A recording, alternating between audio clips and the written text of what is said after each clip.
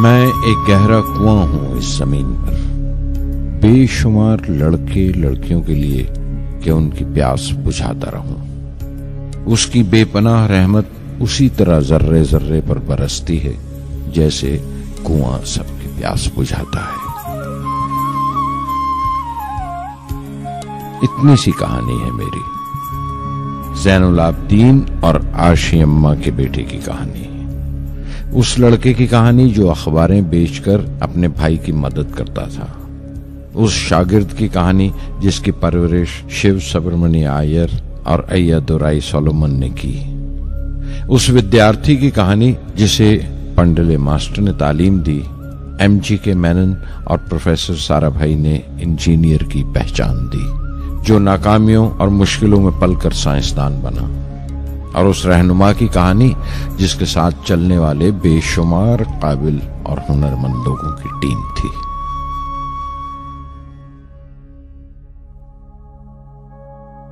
मेरी कहानी मेरे साथ खत्म हो जाएगी, क्योंकि दुनियावी मानों में मेरे पास कोई पूंजी नहीं है। मैंने कुछ हासिल नहीं किया, जमा नहीं किया। मेरे पास कुछ नहीं और कोई नहीं, न बेटा, न बेटी, न परिवार। मैं दूसरों के लिए मिसाल नहीं बनना चाहता, लेकिन शायद कुछ पढ़ने वालों को प्रेरणा मिले कि अंतिम सुख रूह और आत्मा की तस्कीन है। खुदा की रहमत उनकी वरासत है।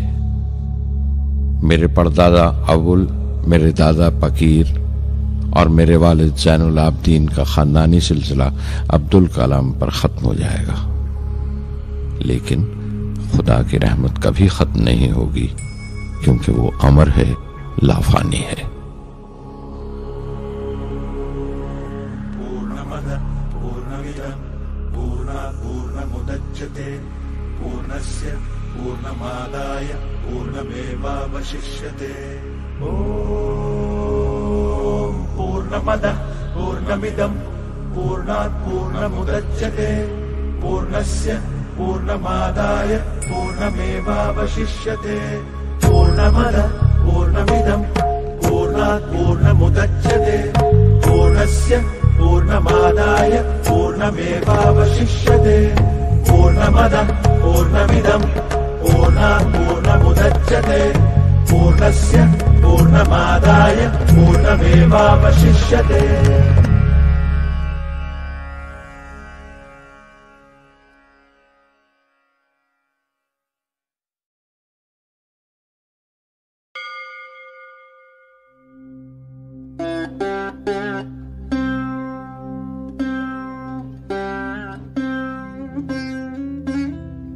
मैं शहर रामेश्वरम के एक मिडिल क्लास तमिल खानदान में पैदा हुआ। मेरे अब्बा ज़ैनुल आबदीन के पास न तालीम थी न दौलत, लेकिन इन मजबूरियों के बावजूद एक दानाई थी उनके पास और हौसला था। और मेरी मां जैसी मददगार थी आशी अम्मा। उनकी कई औलादों में एक मैं भी था, बुलंद कामत माँ बाप का एक छोटे से कद वाला मामूली शक्ल सूरत का लड़का। अपने पुश्तैनी मकान में रहते थे हम, जो कभी 19वीं सदी में बना था। काफी वसी और पक्का मकान था रामेश्वरम की मस्जिद स्ट्रीट में। मेरे अब्बा हर तरह के ऐशो आराम से दूर रहते थे, मगर जरूरियात की तमाम चीजें मुयस्सर थीं। सच तो यह है कि मेरा बचपन बड़ा महफूज था, मादी तौर पर भी और जज्बाती तौर पर भी, मटीरियली एंड इमोशनली।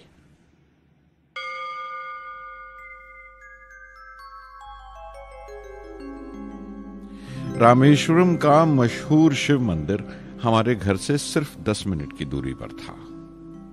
हमारे इलाके में ज्यादा आबादी मुसलमानों की थी, फिर भी काफी हिंदू घराने थे जो बड़े इत्तेफाक से पड़ोस में रहते थे। हमारे इलाके में एक बड़ी पुरानी मस्जिद थी, जहां मेरे अब्बा मुझे हर शाम नमाज पढ़ने के लिए ले जाया करते थे।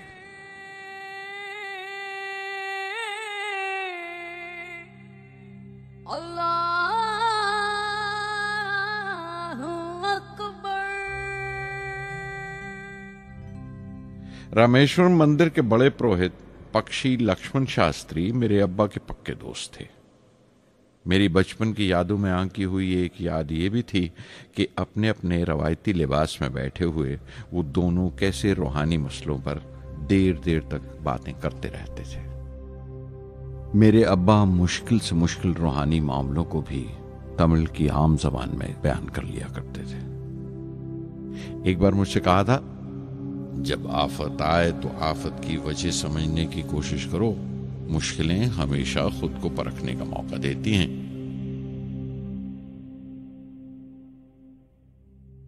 मैंने हमेशा अपनी साइंस और टेक्नोलॉजी में अब्बा के असूलों पर चलने की कोशिश की है। मैं इस बात पर यकीन रखता हूं कि हमसे ऊपर भी एक आला ताकत है, एक महान शक्ति है जो हमें मुसीबत, मायूसी और नाकामियों से निकालकर सच्चाई के मुकाम तक पहुंचाती है।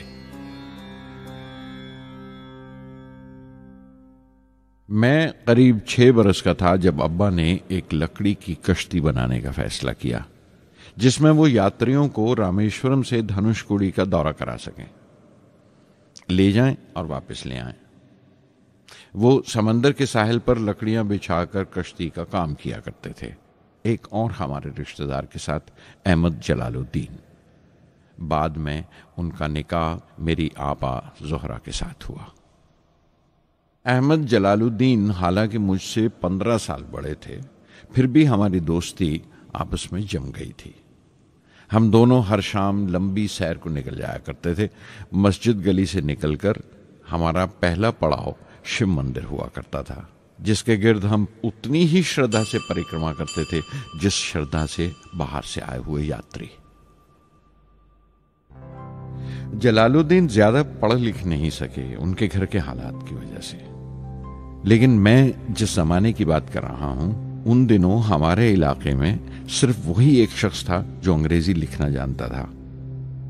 जलालुद्दीन हमेशा तालीम याफ्ता पढ़े लिखे लोगों के बारे में बातें करते थे, साइंस की इजाद, मेडिसिन और उस वक्त के लिटरेचर का जिक्र किया करते थे। एक और शख्स जिसने बचपन में मुझे बहुत मुतासिर किया वो मेरा कजन था, मेरा चचेरा भाई शमसुद्दीन। उसके पास रामेश्वरम में अखबारों का ठेका था और सब काम अकेले ही किया करता था। हर सुबह अखबार रामेश्वरम रेलवे स्टेशन पर ट्रेन से पहुंचता था। सन 1939 में दूसरी आलमगीर जंग शुरू हुई, द सेकेंड वर्ल्ड वॉर। उस वक्त मैं 8 साल का था। हिंदुस्तान को इत्तेहादी फौजों के साथ शामिल होना पड़ा और एक इमरजेंसी के से हालात पैदा हो गए थे। सबसे पहली दुर्घटना यह हुई कि रामेश्वरम स्टेशन पर आने वाली ट्रेन का रुकना कैंसिल कर दिया गया और अखबारों का गट्ठा अब रामेश्वरम और धनुषकोडी के बीच से गुजरने वाली सड़क पर चलती ट्रेन से फेंक दिया जाता। शमसुद्दीन को मजबूरन एक मददगार रखना पड़ा जो अखबारों के गट्ठे सड़क से जमा कर सके। वो मौका मुझे मिला और शमसुद्दीन मेरी पहली आमदनी की वजह बना। हर बच्चा जो पैदा होता है वो कुछ समाजी और आर्थिक हालात से जरूर असरअंदाज होता है और कुछ अपने जज्बाती माहौल से भी। उसी तरह उसकी तरबियत होती है। मुझे दयानतदारी और सेल्फ डिसिप्लिन अपने अब्बा से विरासत में मिला था और मां से अच्छाई पर यकीन करना और रहमदिली। लेकिन जलालुद्दीन और शमसुद्दीन की सोहबत से जो असर मुझ पर पड़ा, उससे सिर्फ मेरा बचपन ही महज अलग नहीं हुआ, बल्कि आइंदा जिंदगी पर भी उसका बहुत बड़ा असर पड़ा।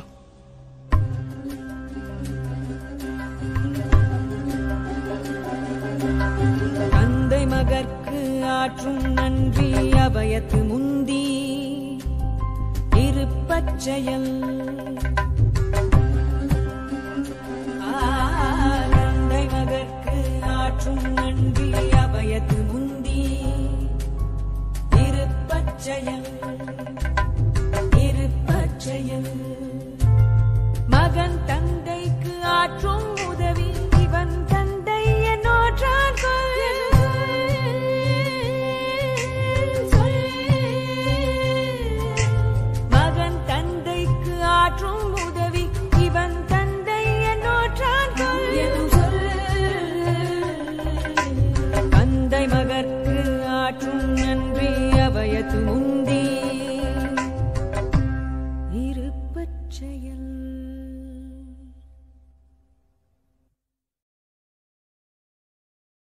फिर जंग खत्म हो गई और हिंदुस्तान की आज़ादी बिल्कुल यकीनी हो गई। मैंने अब्बा से रामेश्वरम छोड़ने की इजाज़त चाही। मैं डिस्ट्रिक्ट हेडक्वार्टर्स रामनाथपुरम जाकर पढ़ना चाहता था। शमसुद्दीन और जलालुद्दीन मेरे साथ रामनाथपुरम तक गए मुझे श्वार्ट्ज हाई स्कूल में दाखिल कराने के लिए। जाने क्यों वो नया माहौल मुझे रास नहीं आया। रामनाथपुरम बड़ा मसरूफ शहर था और करीब 50,000 की आबादी थी, लेकिन रामेश्वरम का सुकून और इत्मीनान कहीं नहीं था। घर बहुत याद आता था और घर लौटने का कोई मौका मैं छोड़ता नहीं था। श्वार्ट्ज हाई स्कूल में दाखिल होने के बाद एक 15 साल लड़के के तमाम शौक जो हो सकते थे मेरे अंदर जाग उठे। मेरे टीचर अय्या दुराई सोलोमन बेहतरीन रहबर थे, गाइड, उस नौजवान जहन के लिए जिसके सामने जिंदगी की बेशुमार मुमकिनात खुलने वाली थी।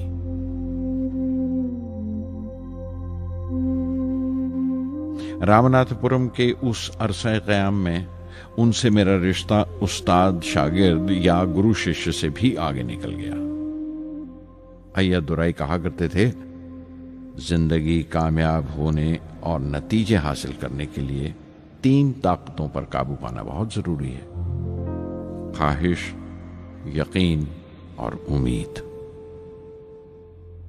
अय्या दुराई सोलोमन, जो बाद में रेवरेंट हो गए, कहा करते थे, इससे पहले कि मैं चाहूं कुछ हो जाए, ये जरूरी है कि मेरे अंदर उसकी पूरी शिद्दत से ख्वाहिश हो और यकीन हो कि वो होगा। मैं अपनी जिंदगी से अगर मिसाल दूं तो मुझे बचपन से ही आसमान के इसरार और परिंदों की परवाज हमेशा हैरान करती थी, फैसिनेट करती थी। समंदर में कूंजों और बगलों को ऊंची उड़ाने लगाते देखता था तो उड़ने को जी करता था। मैं एक सादा लोग गांव ही का लड़का तो था, लेकिन मुझे यकीन था कि एक दिन मैं जरूर उन कूंजों की तरह बुलंद उड़ाने लगाऊंगा, बुलंदी पर परवाज करूंगा। और हकीकत यह है कि रामेश्वरम से उड़ने वाला मैं पहला लड़का था।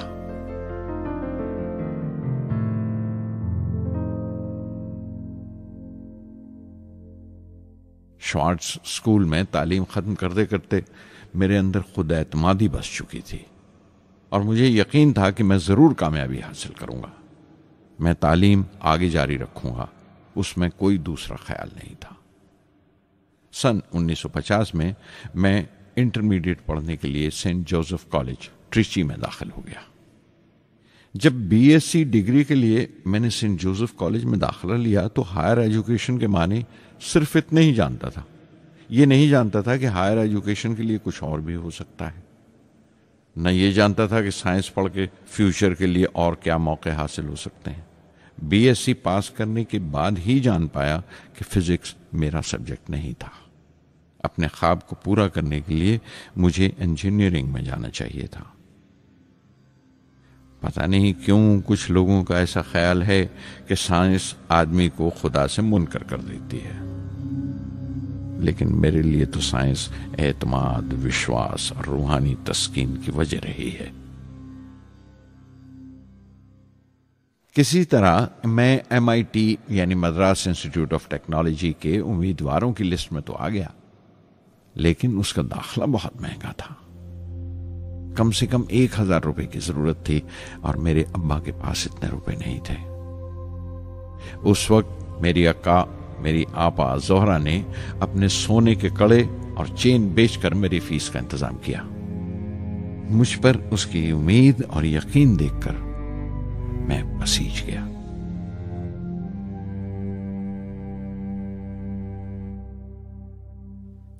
MIT में सबसे ज्यादा मजा आया।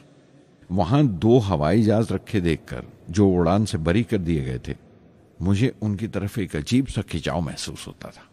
और जब सब लड़के हॉस्टल लौट जाते थे, मैं कई कई घंटे उनके पास बैठा रहता था।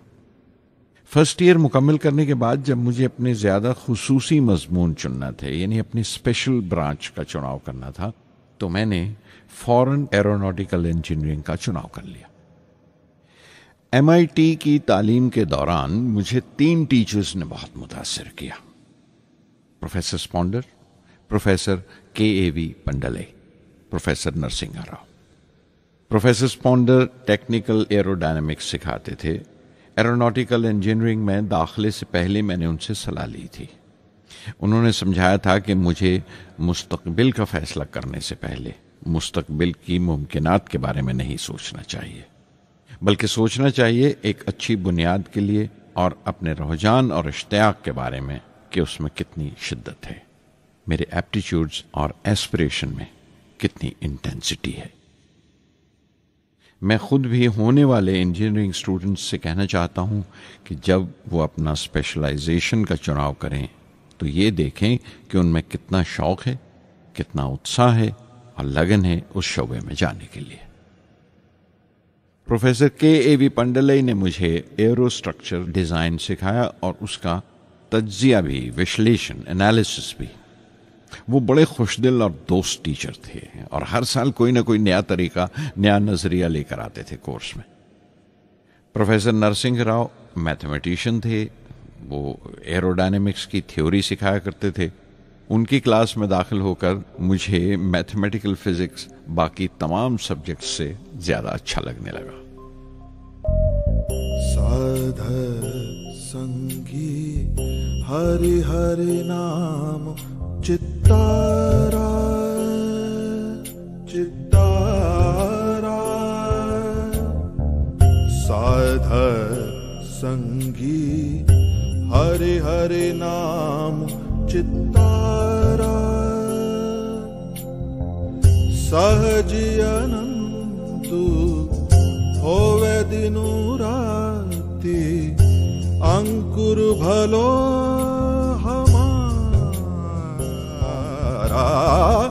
साध संगी, साध संगी।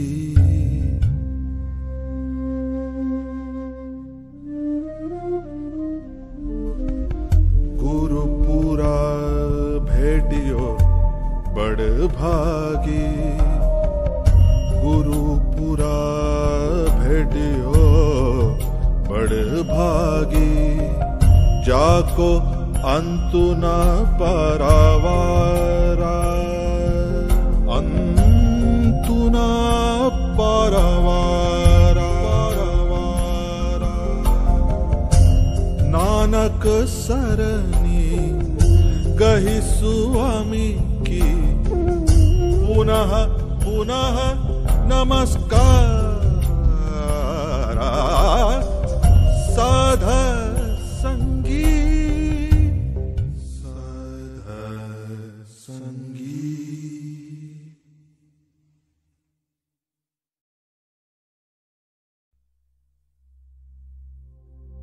MIT से मैं बेंगलोर के हिंदुस्तान एरोनॉटिक्स लिमिटेड HAL में बतौर ट्रेनी दाखिल हो गया।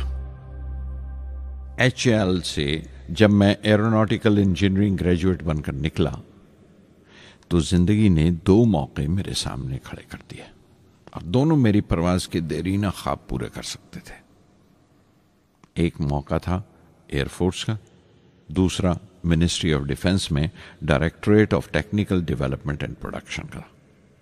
मैंने दोनों में अर्जी भेज दी और बैक वक्त दोनों से इंटरव्यू का बुलावा आ गया। एयरफोर्स के लिए मुझे देहरादून बुलाया गया था और डिफेंस के लिए दिल्ली।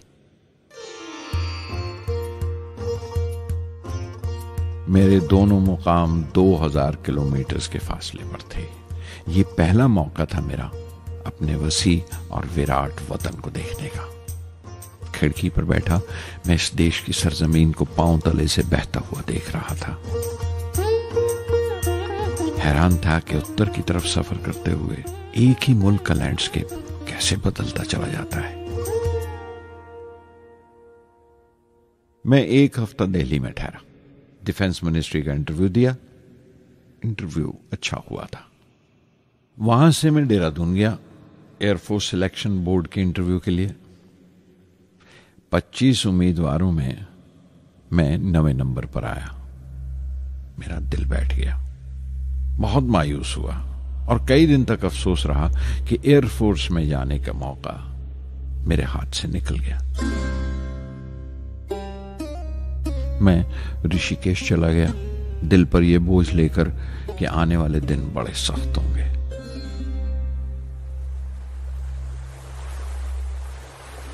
गंगा में स्नान किया और फिर चलता हुआ पास की पहाड़ी पर शिवानंद आश्रम तक पहुंच गया। स्वामी शिवानंद से भेंट हुई। देखने में बिल्कुल गौतम बुद्ध लगते थे, सफेद दूधिया धोती और पांव में लकड़ी की खड़ाऊ। उनकी बच्चों सी मासूम मुस्कान और सादा दिली देखकर बहुत प्रभावित हुआ मैंने बताया उन्हें कैसे मैं इंडियन एयरफोर्स में भर्ती होने से रह गया और मेरी कितनी शदीद ख्वाहिश थी आसमानों में उड़ने की, परवास करने की। वो मुस्कुरा दिए और बोले, ख्वाहिश अगर दिलो जान से निकली हो, वो पवित्र हो और उसमें शिद्दत हो, तो उसमें कमाल की एक इलेक्ट्रोमैग्नेटिक एनर्जी होती है, एक बरकी मकनातीसी ताकत होती है। दिमाग जब सोता है तो वो एनर्जी रात की खामोशी में बाहर निकल जाती है और सुबह कायनात ब्रह्मांड से सितारों की गति रफ्तार को अपने साथ समेटकर दिमाग में लौट आती है। इसीलिए जो सोचा है उसकी सृष्टि अवश्य है, वो तख्लीक होगा। तुम विश्वास करो इस अजली बंधन पर, इस वचन पर कि सूरज फिर लौटेगा, बाहर फिर से आएगी। मैं दिल्ली लौट आया, डिफेंस से अपना इंटरव्यू का नतीजा दरियाफ्त किया। जवाब में मुझे अपॉइंटमेंट लेटर थमा दिया गया और अगले दिन से सीनियर साइंटिफिक असिस्टेंट मुकर्रर कर दिया गया 250 रुपए की माहाना तनख्वाह पर। 3 साल गुजर गए। उन्हीं दिनों बेंगलोर में एरोनॉटिकल डेवलपमेंट एस्टेब्लिशमेंट ADE का एक नया महकमा खुला और मुझे वहां पोस्ट कर दिया गया। बेंगलोर कानपुर से बिल्कुल मुख्तलिफ शहर था। मैं अपने डायरेक्टरेट की पोस्टिंग का पहला साल वहां गुजार चुका था। दरअसल हमारे देश में ये एक अजीब तरीका है, एक अजीब सा ढंग है अपने लोगों को हद दर्जा तक निचोड़ लेने का, जो हमारे लोगों को इंतहा पसंद बना देता है। शायद इसलिए कि सदियों इस देश ने गैर मुल्की तहजीबों के जख्म भी खाए हैं और उन्हें अपने दामन में जगह भी दी है। अलग अलग हुक्मरानों से वफा करते करते हम अपनी हैसियत, अपनी यकताई खो बैठे हैं। बल्कि हमने एक और ही किस्म की खूबी पैदा कर ली है कि एक ही वक्त में रहमदिल भी हैं और बेरहम भी, हसास भी हैं और बेहिस भी। जितने गहरे हैं उतने ही सतही। ऊपर से देखो तो हम बड़े खुश रंग और खूबरू नजर आते हैं, लेकिन कोई गौर से देखे तो अपने हुक्मरानों की एक बेढब नकल से ज्यादा कुछ नहीं है। मैंने कानपुर में कल्ले में दबाए हुए पान वाले नवाब वाजिद अली शाह के नकलची बहुत देखे और बेंगलोर में फिरंगियों के अंदाज में कुत्ते की जंजीर थामे टहलते हुए साहिबों की कमी नहीं थी। बेंगलोर में रहकर मैं रामेश्वरम के सुकून और गहरे शांत वातावरण के लिए तरसता था।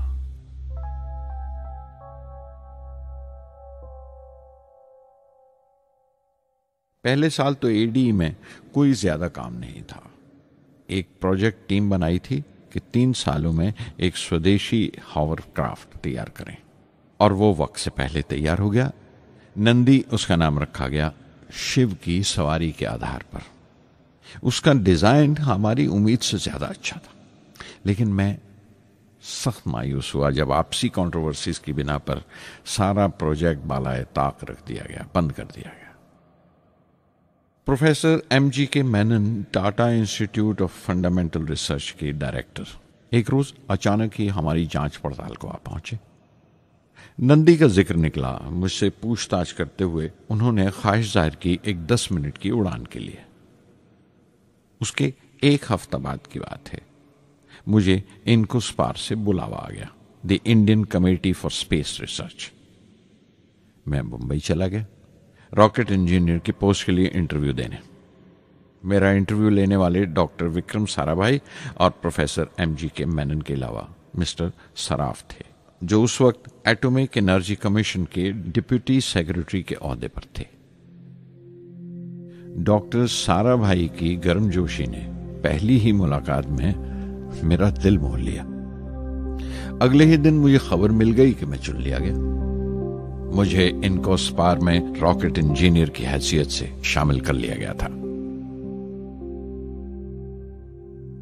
सन 1962 के देरीना हिस्से में कहीं इनकोस्पार ने थुम्बा में इक्वेटोरियल रॉकेट लॉन्चिंग स्टेशन बनाने का फैसला किया। थुम्बा केरला में त्रिवेंद्रम से परे एक दूर दराज के ऊंगते से गांव का नाम है। हिंदुस्तान में यह मॉडर्न रॉकेट बेस्ड रिसर्च की एक दबी सी इब्तदा थी, हल्की सी शुरुआत। उसके फौरन बाद ही मुझे 6 माह के लिए अमेरिका भेज दिया गया, नासा में रॉकेट लॉन्चिंग की ट्रेनिंग के लिए। जाने से पहले मैं थोड़ा सा वक्त निकालकर रामेश्वरम गया। मेरे अब्बा मेरी इस कामयाबी के लिए बहुत खुश हुए और मुझे उसी मस्जिद में ले जाकर शुक्राने की नमाज अदा की।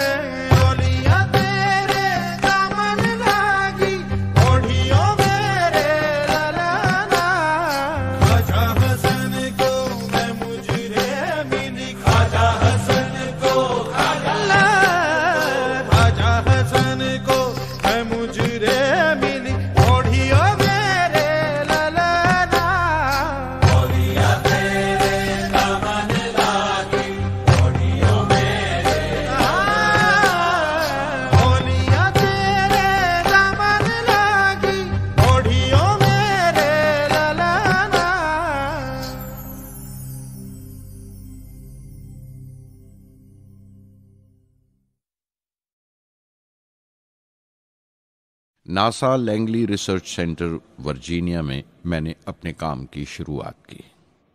बाद में Goddard space flight centre Maryland चला गया। मैं अपना इंप्रेशंस अमेरिकन्स के बारे में बेंजामिन फ्रैंकलिन के इस जुमले से बयान कर सकता हूं, जिन बातों से तकलीफ होती है उनसे तालीम भी मिलती है।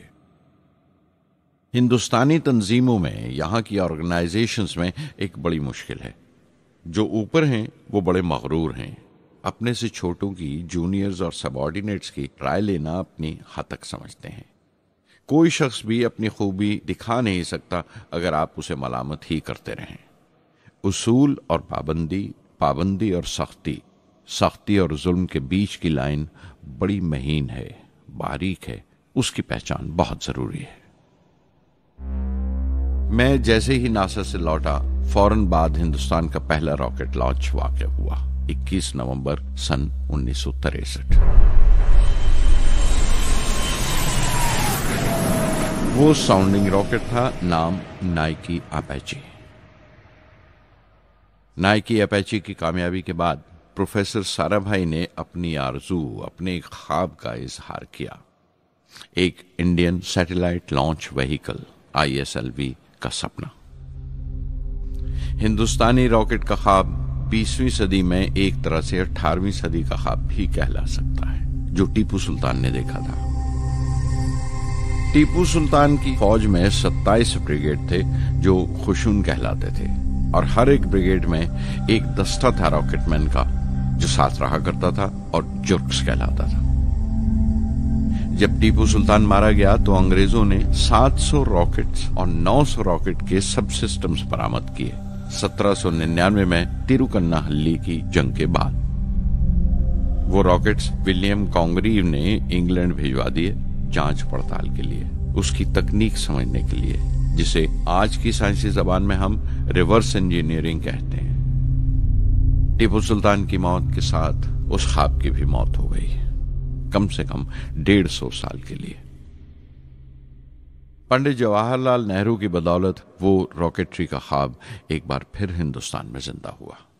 प्रोफेसर साराभाई ने उस ख्वाब को हकीकत बनाने की जिम्मेदारी अपने सर ले ली।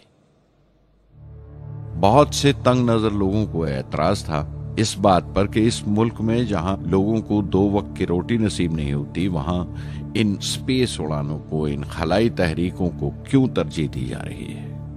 लेकिन प्रधानमंत्री पंडित नेहरू और प्रोफेसर साराभाई के नजरिए में किसी किस्म का मुबालगा नहीं था। उनके नजरिए बिल्कुल साफ थे कि अगर दुनिया के मुल्कों में और दुनिया के मसलों में कोई हिस्सा लेना है, शिरकत करनी है, हिंदुस्तान को कोई हैसियत हासिल करनी है, तो साइंस और टेक्नोलॉजी की तरक्की और खुद मुख्तारी, सेल्फ रिलायंस अशद जरूरी है। और उनका मकसद ताकत का मुजाहिरा हरगिज नहीं था। सहज पके सो मीठा होए। थुम्बा में 2 रॉकेट सहज पके मगर कामयाब हुए, एक रोहिणी, दूसरा मेनका। अगला साल लगा ही था जब प्रोफेसर साराभाई ने मुझे दिल्ली बुला भेजा। एक मीटिंग थी और मीटिंग में ग्रुप कैप्टन VS नारायणन से मेरा तारुफ कराया गया, जो एयर हेडक्वार्टर्स से थे। प्रोफेसर साराभाई ने रेटो तैयार करने का इरादा जाहिर किया, rocket assisted take off system, एक मिलिट्री एयरक्राफ्ट जो रॉकेट की मदद से उड़ाया जा सके बड़ी छोटी सी जगह में। शाम तक यह खबर भी आम हो गई कि हिंदुस्तान एक खुद साख्ता मिलिट्री एयरक्राफ्ट तैयार कर रहा है और मैं उस प्रोजेक्ट का मुख्तार हूं, जिम्मेदार हूं। मैं कई तरह के जज्बात से भर गया, खुश भी था, शुक्रगुजार भी, खुशकिस्मत भी, और एक एहसास हुआ तकमील का, फुलफिलमेंट का। 19वीं सदी के एक शायर की ये सतरें बहुत याद आई।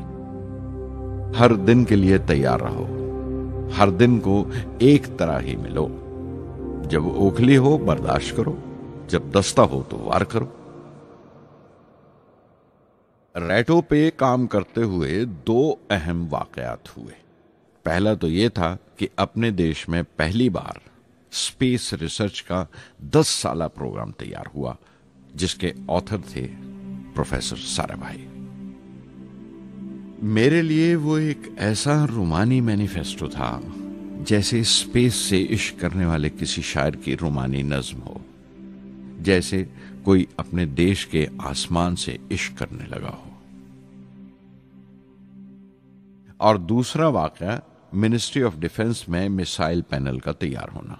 नारायणन और मैं, हम दोनों उस पैनल के मेंबर थे। उस वक्त तक भविष्य की आने वाली SLV सैटेलाइट लॉन्च व्हीकल का नाक नक्शा भी तैयार हो चुका था। प्रोफेसर साराभाई अपने देरीना ख्वाब को ताबीर देने के लिए कुछ और साथियों का चुनाव कर चुके थे। मैं खुद को खुशकिस्मत समझता हूं कि मुझे उस प्रोजेक्ट का लीडर चुना गया। उस पर प्रोफेसर साराभाई ने मुझे एक और जिम्मेदारी भी सौंपी कि लॉन्च की 4थी स्टेज मैं ही डिजाइन करूं। यह मामूल था, मेरा आदत थी कि हर मिसाइल पैनल की मीटिंग के बाद मैं जाकर प्रोफेसर साराभाई को पूरी तफसील, पूरी रिपोर्ट देता था। दिल्ली में ऐसी ही एक मीटिंग के बाद 23 दिसंबर 1971 को मैं त्रिवेंद्रम लौट रहा था और उस दिन प्रोफेसर साराभाई थुम्बा में SLV का मुआयना करने गए हुए थे।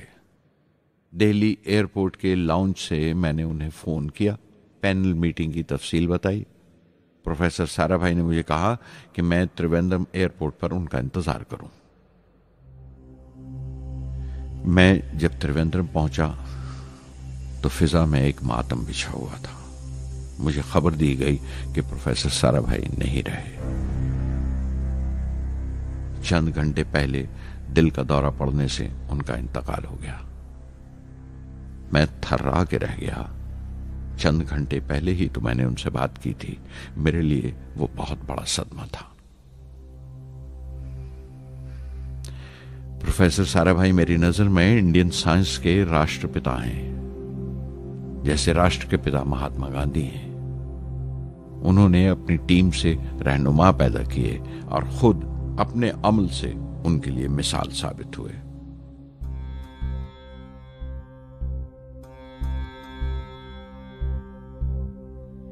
నానాటి బతుకు నాటకము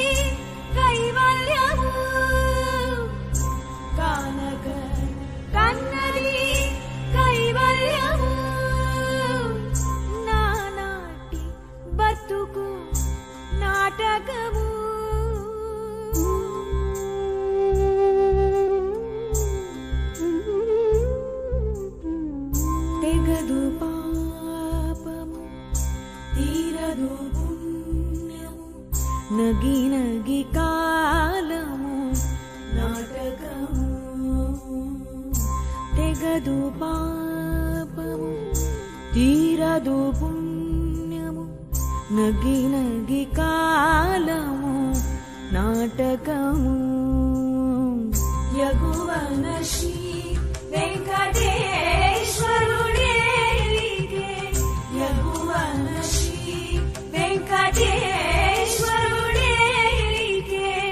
గగనము మీదిది కైవల్యము గగనము మీదిది కైవల్యము కైవల్యము.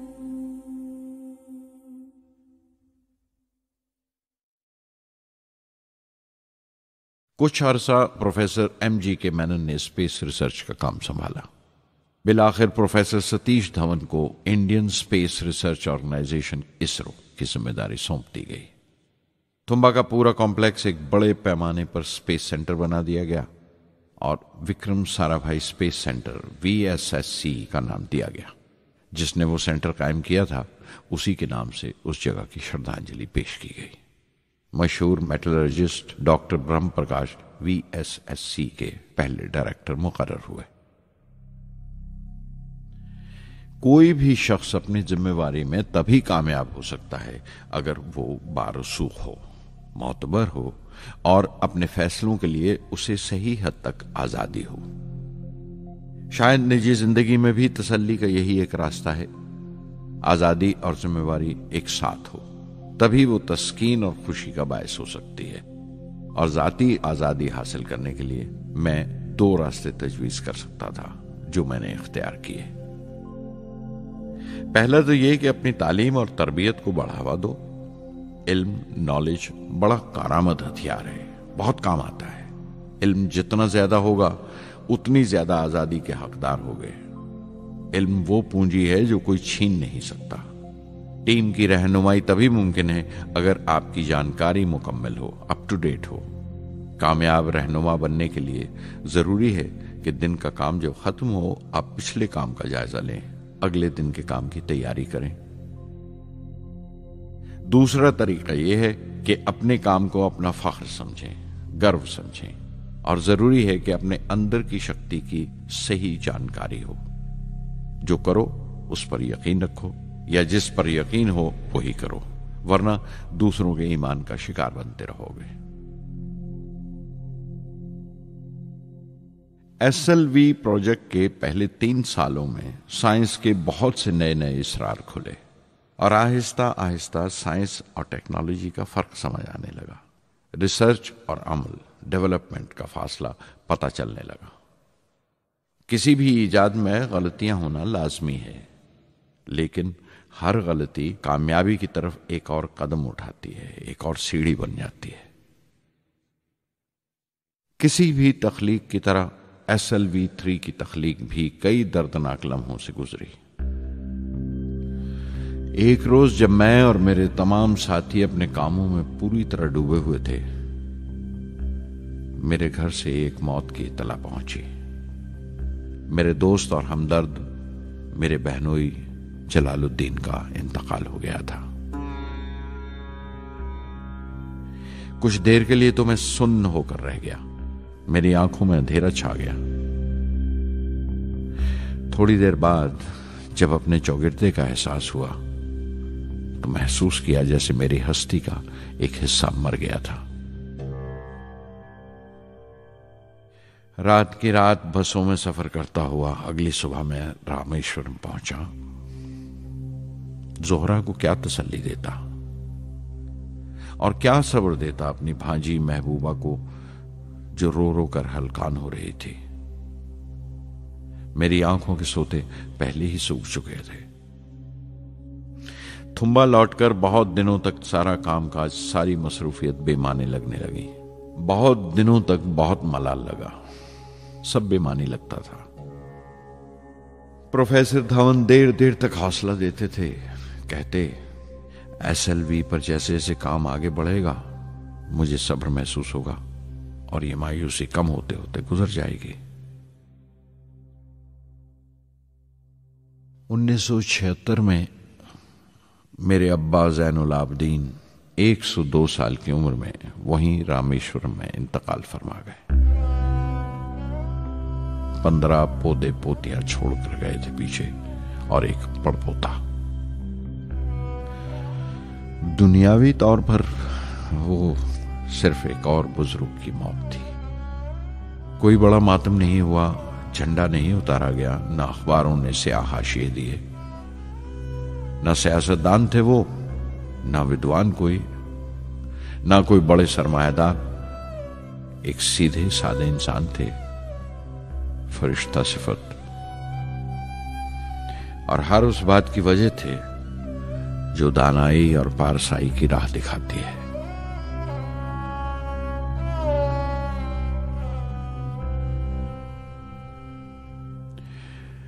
मैं बहुत देर तक अपनी मां के पास बैठा रहा, चुपचाप, और जब उठा थुम्बा लौटने के लिए तो उसने रुंधे गले से दुआएं दी मुझे।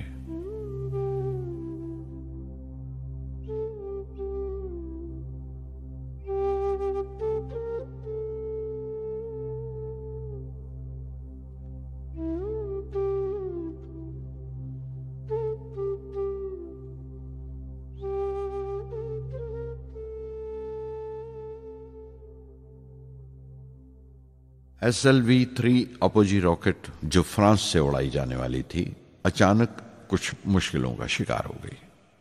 मुझे फौरन फ्रांस जाना पड़ा। मैं रवाना होने ही वाला था कि मेरी मां की मौत की खबर पहुंची। यके बाद दीगरे 3 मौतें हो गई मेरे घर में। उस वक्त मुझे अपने काम में पूरे ध्यान की जरूरत थी। 100% लगन से काम करने की ख्वाहिश किसी और लगन की गुंजाइश नहीं छोड़ती। मुकम्मल नीति और पूरी लगन से SLV-3 का ख्वाब 1979 के दरमियान में जाकर पूरा हुआ। हमने SLV-3 की परवाज का दिन 10 अगस्त 1979 तय किया था। 23 मीटर लंबा 4 स्टेजेस का यह रॉकेट 17 टन का वजन लेकर 7:58 पर बड़ी कजदाई से उड़ा और खला की तरफ रवाना हुआ।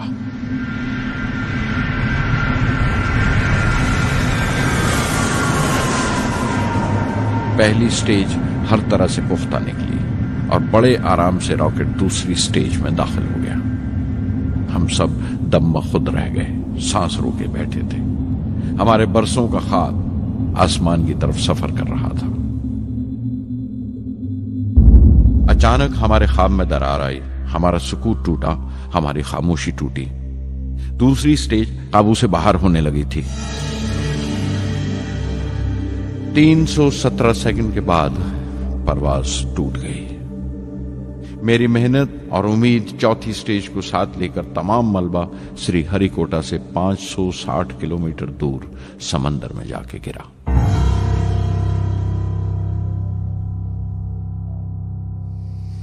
इस हादसे से हम सबको सख्त सदमा पहुंचा।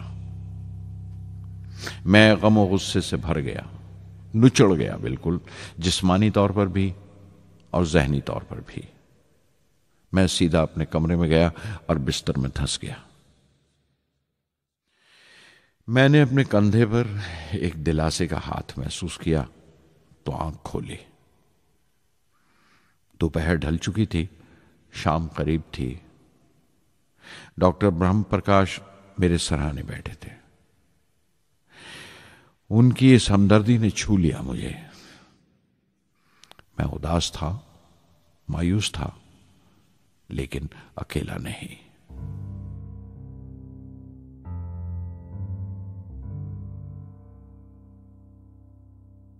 हर शख्स तकनीकी जमा तफरीक और बहस मुबासे के बाद मुतमईन हो चुका था, संतुष्ट हो चुका था, लेकिन मुझे इत्मीनान ना आया और मुसलसल बेचैन रहा।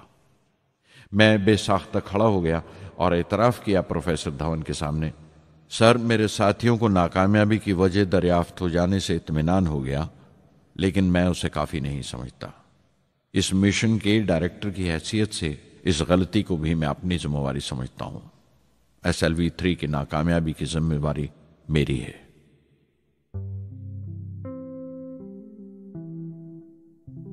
साइंस का काम कमाल दर्जा उत्साह भी देता है, खुशी भी और उतनी ही गहरी मायूसी भी। इस तरह के वाकयात सोच सोचकर मैं दिल को ढारस देता रहा। यह ख्याल कि इंसान चांद पर उतर सकता है, सबसे पहले एक रूसी साइंटिस्ट ने सोचा था। उसे हकीकत बनने में 40 साल गुजर गए जब अमेरिका ने उसे पूरा किया। प्रोफेसर चंद्रशेखर ने चंद्रशेखर लिमिट का आविष्कार किया था 1930 में, जब कैम्ब्रिज में पढ़ रहे थे। लेकिन 50 साल बाद उन्हें उसी डिस्कवरी पर नोबेल प्राइज मिला। वॉन ब्रॉन अपनी सैटर्न लॉन्च व्हीकल से आदमी को चांद पर उतारने से पहले कितनी सारी नाकामियों से गुजरे होंगे। पहाड़ की चोटी पर उतरने से पहाड़ पर चढ़ने का तजुर्बा नहीं मिलता। जिंदगी पहाड़ की चढ़ानों पर मिलती है, चोटी पर नहीं। चढ़ानों पर ही तजुर्बे मिलते हैं और जिंदगी मंचती है और टेक्नोलॉजी तरक्की करती है। चोटी पर पहुंचने की कोशिश ही में चढ़ानों का इल्म हासिल होता है। मैं एक एक कदम चलता रहा, चढ़ता रहा चोटी की तरफ।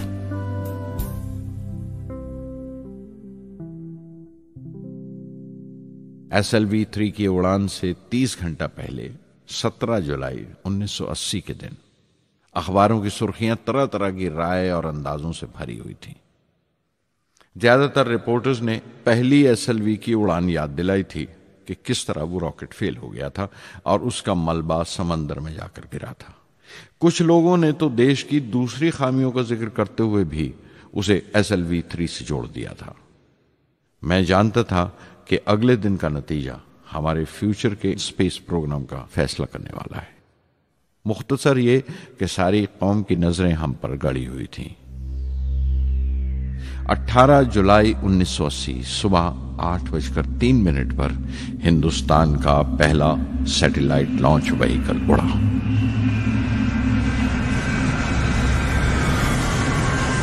मैंने रोहिणी सैटेलाइट का तमाम डेटा कंप्यूटर पर जांचा।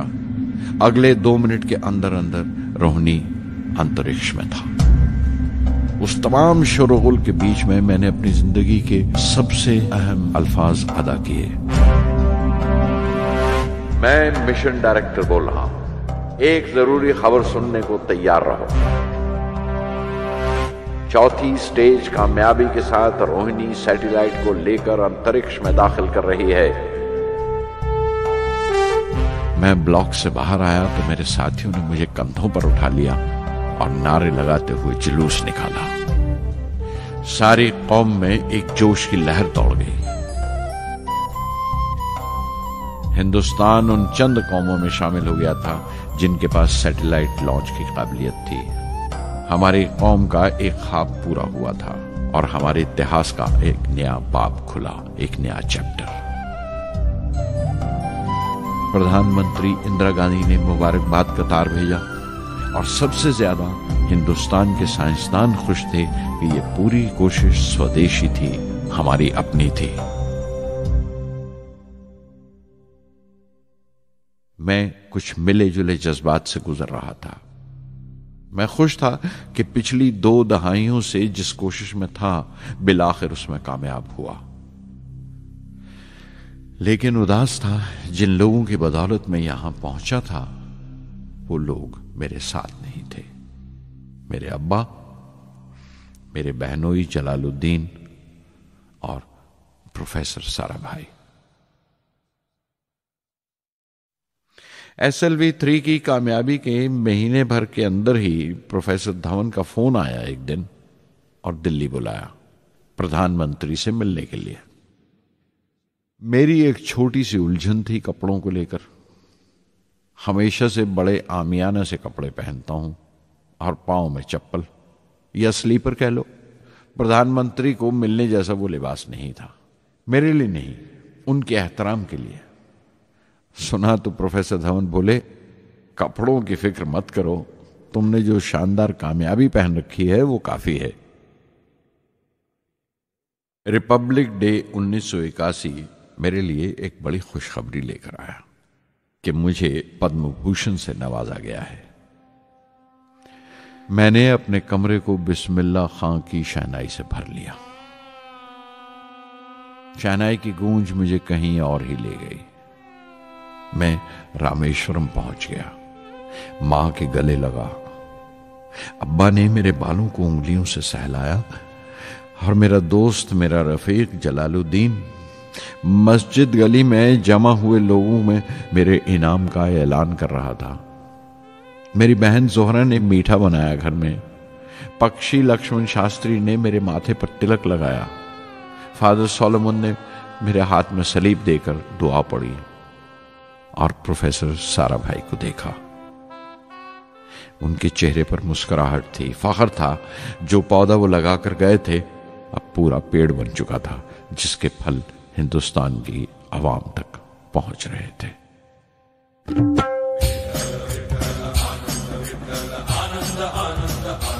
ओ आनंदाचे डोही आनंद तरंग, आनंदाचे डोही आनंद तरंग, आनंदाची अंग, आनंदाचे आनंदाची अंग, आनंदाचे आनंदाचे डोही आनंद तरंग, आनंदाचे डोही आनंद तरंग।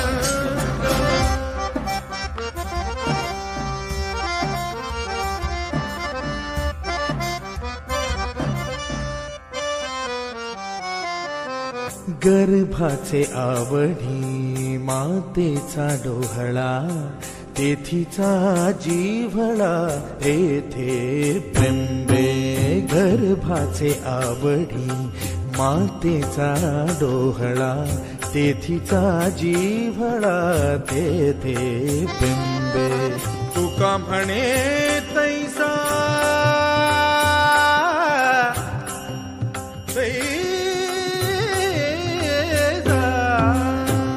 म्हणे तैसा ओतलाचे ठसा, अनुभव सरीसा मुखाला। आनंदाचे डोही आनंद तरंग, आनंदाची अंग, आनंदाचे आनंदाचे डोही आनंद तरंग।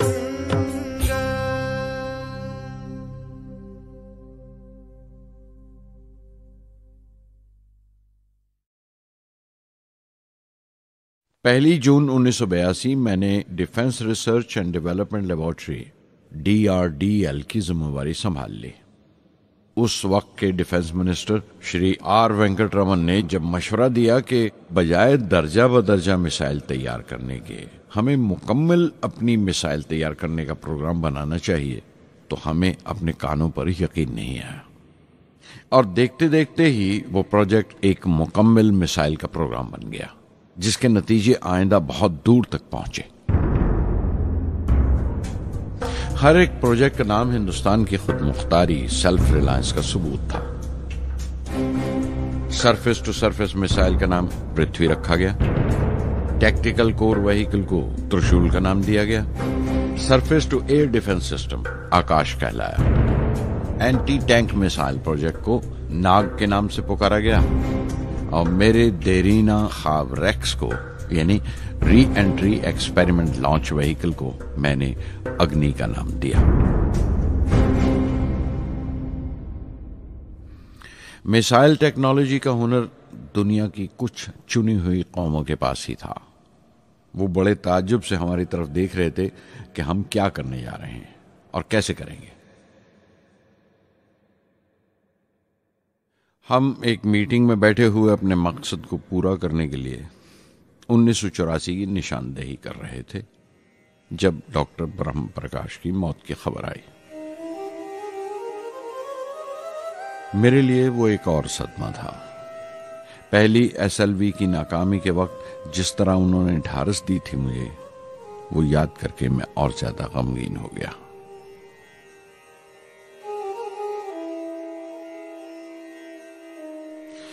प्रोफेसर सारा भाई अगर VSSC के निर्माता थे, बनाने वाले थे, तो डॉक्टर ब्रह्म प्रकाश उसके आमिल थे, एग्जीक्यूटर थे। उनकी विनम्रता ने मुझे बड़ी हद तक नरम कर दिया। और मैंने अपनी तुंद मिजाजी पर काफी काबू कर लिया। उनकी हलीमी सिर्फ अपनी खूबियों तक ही महदूद नहीं थी, बल्कि अपने से छोटों को इज्जत देना भी उनकी आदत में शामिल था। उनके बर्ताव और सलूक में ये बात नजर आ जाती थी कि कोई शख्स भी खामियों से खाली नहीं है। यहां तक कि अफसर भी, लीडर भी, रहनुमा भी। वो बहुत बड़े दानिश्वर थे। एक कमजोर से शरीर के अंदर उनमें बच्चों की सी मासूमियत थी। मुझे वो हमेशा साइंसदानों में संत नजर आते थे।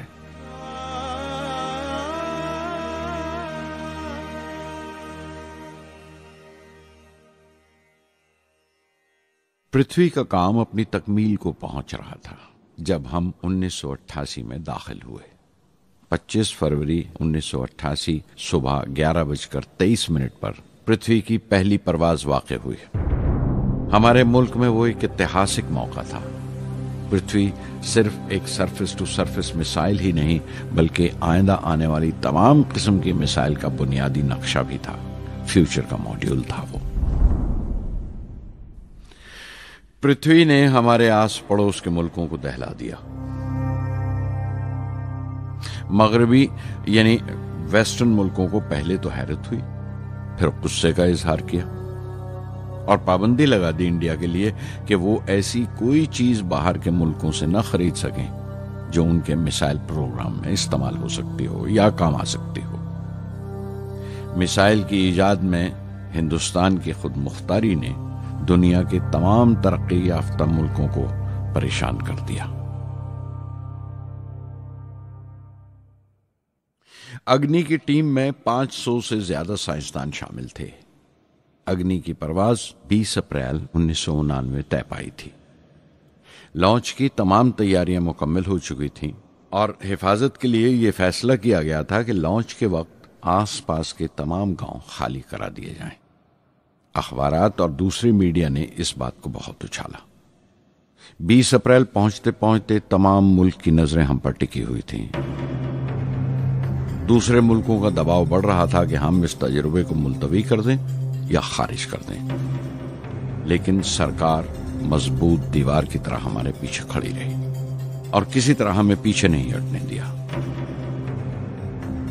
परवाज से सिर्फ 14 सेकंड्स पहले हमें कंप्यूटर ने रुकने का इशारा किया।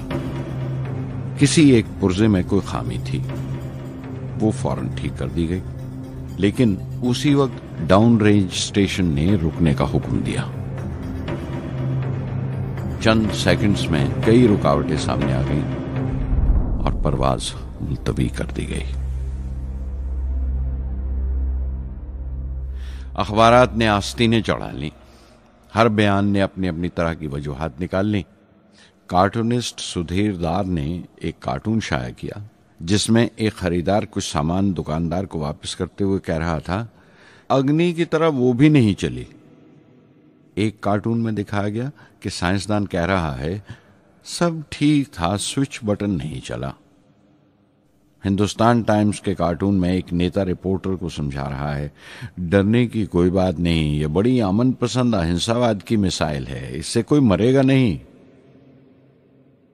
करीब 10 रोज दिन रात काम चला मिसाइल की दुरुस्ती पर और आखिरकार साइंसदानों ने एक नई तारीख तय की अग्नि की परवाज के लिए।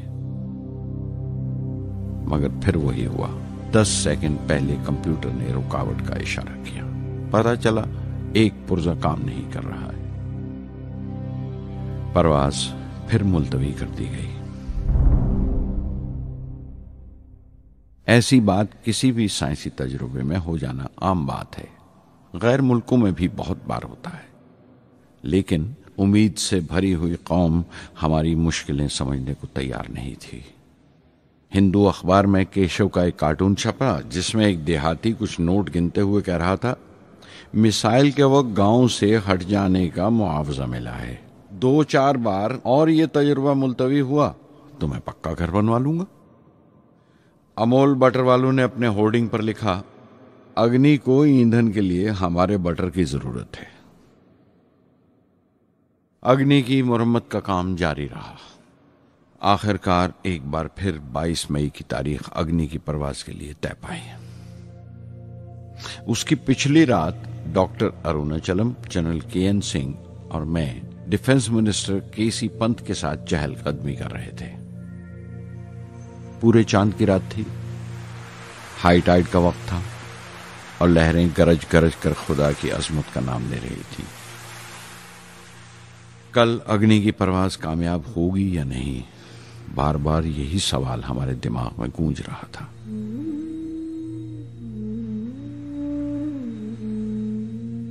डिफेंस मिनिस्टर ने एक लंबी खामोशी को तोड़ते हुए पूछा, कलाम, कल अग्नि की कामयाबी मनाने के लिए क्या चाहते हो तुम? मैं क्या चाहता था? क्या था जो नहीं था मेरे पास? अपनी खुशी के इजहार के लिए मुझे क्या करना चाहिए? और अचानक मुझे जवाब मिल गया, हम 1 लाख पेड़ों की कोंपले लगाएंगे, मैंने कहा और उनके चेहरे पर रौनक आ गई। तुम अपनी अग्नि के लिए धरती मां का आशीर्वाद चाहते हो, बोले। कल यही होगा, उन्होंने पेशेंगोई की।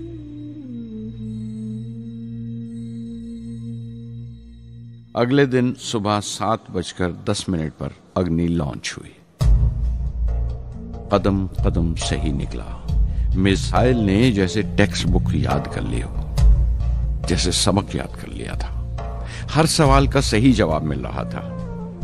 लगता था एक लंबे खौफनाक ख्वाब के बाद एक खूबसूरत सुबह ने आंख खोली है। 5 साल की मुशक्कत के बाद हम इस लॉन्च पैड पर पहुंचे थे। इसके पीछे 5 लंबे सालों की नाकामयाबी, कोशिशें और इम्तिहान खड़े थे। इस कोशिश को रोक देने के लिए हिंदुस्तान ने हर तरह के दबाव बर्दाश्त किए थे, लेकिन हमने कर दिखाया जो करना था।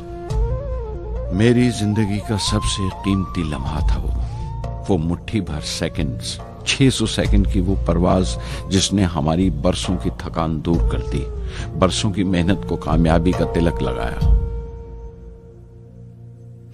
उस रात मैंने अपनी डायरी में लिखा, अग्नि को इस नजर से मत देखो। ये सिर्फ ऊपर उठने का साधन नहीं है, न शक्ति की नुमाइश है। अग्नि एक लौ है जो हर हिंदुस्तानी के दिल में जल रही है। इसे मिसाइल मत समझो, ये कौम के माथे पर चमकता हुआ आग का सुनहरी तिलक है। स्वधर्मम् अपि चावेक्ष्य न विकम्पितुम् अर्हसि, धर्म्याद् युद्धश्रेयोऽन्यक्षत्रियस्य न विद्यते। स्वधर्मम् अपि चावेक्ष्य न विकम्पितुम् अर्हसि, धर्म्याद् युद्धश्रेयोऽन्यक्षत्रियस्य न विद्यते। अदच्चेत्त्वम् इमं धर्म्यं संग्रामं न करिष्यसि, तदा स्वधर्मं कीर्तिं च हित्वा पापम् अवाप्स्यसि, हित्वा पापम् अवाप्स्यसि।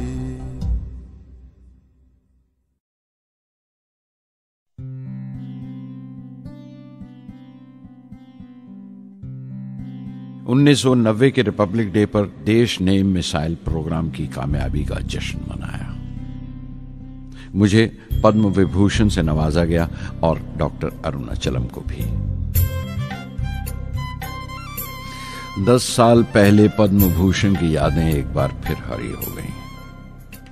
रहन सहन मेरा अब भी वैसा ही था जैसा तब था।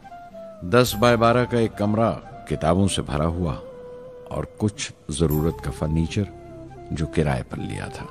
फर्क इतना ही था कि तब यह कमरा त्रिवेंद्रम में था, अब हैदराबाद में। वेटर मेरा नाश्ता लेकर आया, इडली और छाछ, और आंखों में एक खामोश मुस्कुराहट, मुबारकबाद की। मैं अपने हमवतनों की इस नवाजिश से छलक गया।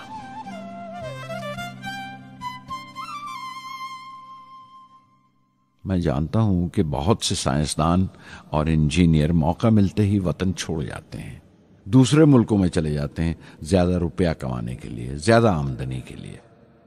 लेकिन ये आदर, मोहब्बत और इज्जत क्या कमा सकते हैं जो उन्हें अपने वतन से मिलती है? 15 अक्टूबर 1991 में 60 साल का हो गया। मुझे अपने रिटायरमेंट का इंतज़ार था। चाहता था कि गरीब बच्चों के लिए एक स्कूल खोलूं। ये वो दिन थे जब मैंने सोचा कि अपनी ज़िंदगी के तजुर्बे, मुशाहिदे और वो तमाम बातें कलमबंद करूं जो दूसरों के काम आ सकें। एक तरह से अपनी स्वाने उम्री लिखूं, अपनी जीवनी। मेरे ख्याल में मेरे वतन के नौजवानों को एक साफ नजरिए और दिशा की जरूरत है। तभी ये इरादा किया कि मैं उन तमाम लोगों का जिक्र करूं जिनकी बदौलत मैं ये बन सका जो मैं हूं।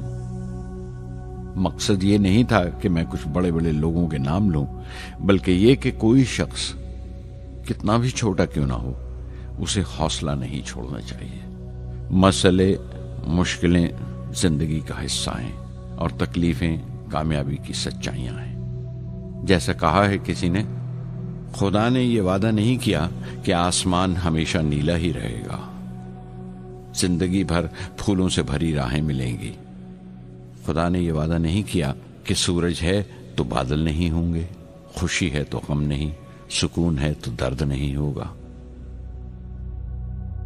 मुझे ऐसा कोई गुरूर नहीं कि मेरी जिंदगी सबके लिए एक मिसाल बनेगी, मगर यह हो सकता है कि कोई मायूस बच्चा किसी गुमनाम सी जगह पर जो समाज के किसी माजूर हिस्से से ताल्लुक रखता हो, ये पढ़े और उसे चैन मिले, ये पढ़े और उसकी उम्मीद रोशन हो जाए।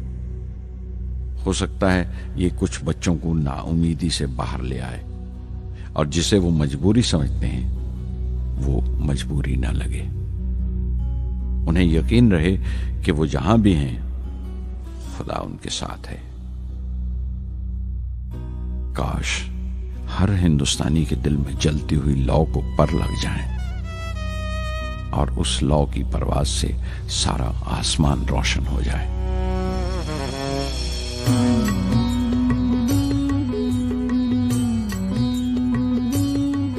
ये ज़मीं मेरी, मेरा आसमां, बड़ा खूबसूरत है जहां।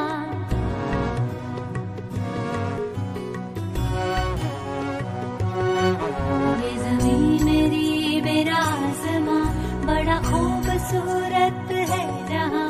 मेरी जिंदगी परवाज़ है, वो फिजा मेरी, मैं उड़ूं जहां। मेरी जिंदगी परवाज़ है, वो फिजा मेरी, मैं उड़ूं जहां। ये ज़मीं मेरी, मेरा आसमां, बड़ा खूबसूरत है जहां। कभी धूप लेप के आसमां हमने सुनहरी कर लिया। कभी धूप लेप के आसमां हमने सुनहरी कर लिया। फिर धूप बांध के पाँव में हम उड़े हैं ठंडी हवाओं में। ज़मीं मेरी, मेरा आसमां, बड़ा खूबसूरत है जहां। कभी वक्त उठा के सरों पे हम और आग लेके परों पे हम। कभी वक्त उठा के सरों पे हम और आग लेके परों पे हम।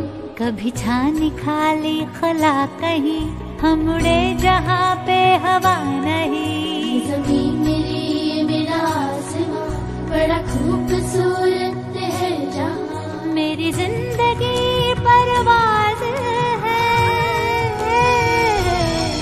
मेरी जिंदगी परवाज़ है, वो फिजा मेरी, मैं उड़ूं जहां। ये ज़मीं मेरी, मेरा आसमां, बड़ा खूबसूरत है जहां। ये ज़मीं मेरी, मेरा आसमां, बड़ा खूबसूरत